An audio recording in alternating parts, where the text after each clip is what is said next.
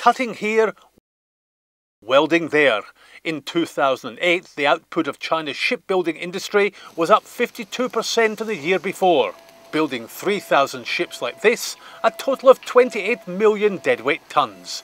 But in the wake of the financial crisis, over the first 5 months of 2009, new orders plunged 96%, while buyers have cancelled work on over 150 ships and others seek to renegotiate old contracts. Yuan Deming at his yards south of Shanghai says foreign business has totally dried up. He's managing to stay afloat because the government has told the banks to support shipbuilders, while he manufactures smaller vessels at a discount for domestic operators on the Yangtze River. We're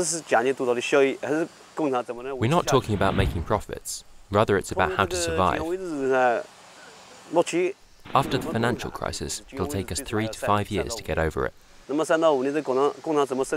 to survive this period, we need to be responsive to the market. It's clearly rough for those engaged in logistics on the high seas. Take Shanghai.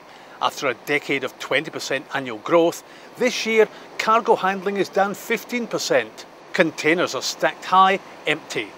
Hong Kong, a similar picture. Across China, a reported 500,000 plus containers are parked up, redundant.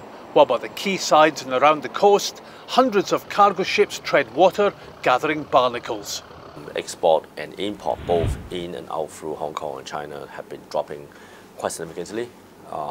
Depending which ports you're talking about, between 10, 15 to 20, 25, 30%.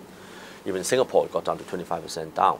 So I think the whole regions are suffering because of the dependence on export-related business. So there's no wonder that demand is down at shipyards and at China's once booming container builders.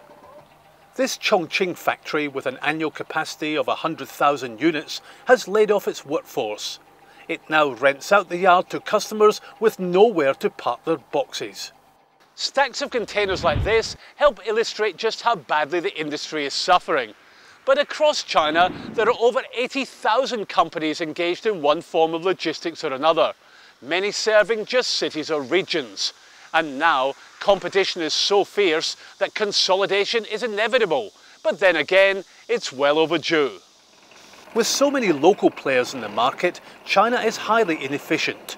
Goods often change hands as they move across the country, which adds to cost and spoilage. There's also province-to-province red tape to contend with, while road tolls are expensive.